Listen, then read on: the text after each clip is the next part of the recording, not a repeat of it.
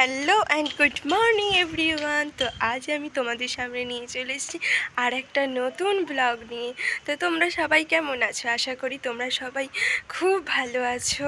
তো ব্লগটা দেখতে থাকো। আমাদের টিফিন খাওয়া অলরেডি কমপ্লিট হয়ে গেছে।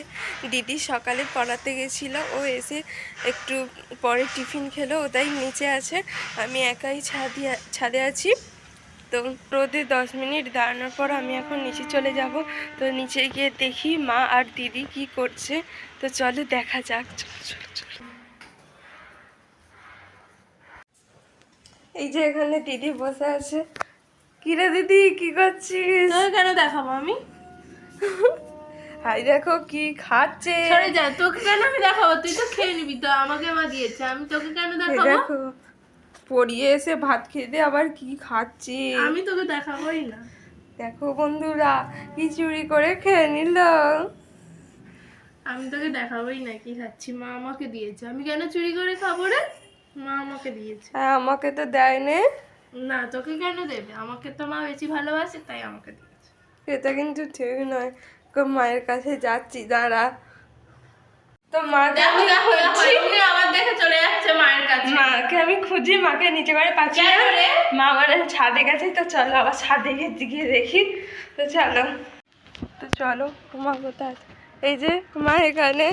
ও মা, দিদি ছোলা ভাজা খাচ্ছে, আমাকেও দিলে না কেন? যা না, গিয়ে খা না। আমি তো এই প্যাকেট কেটে দিদিকে দুটো দিলাম, আমি খেলাম। তুই যা গিয়ে খা, বয়ামে আছে তো ভরা, যা।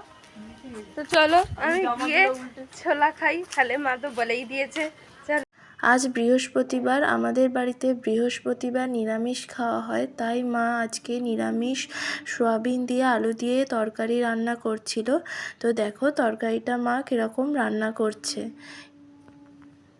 এই যে তরকারি ফুটে গেছে। আজকে নিরামিষ তরকারি, সোয়াবিনের তরকারি আর হচ্ছে সর্ষের শাক ভাজা। কারা কারা এই শাকটা খেয়েছো আমাকে অবশ্যই কমেন্ট করে জানিও।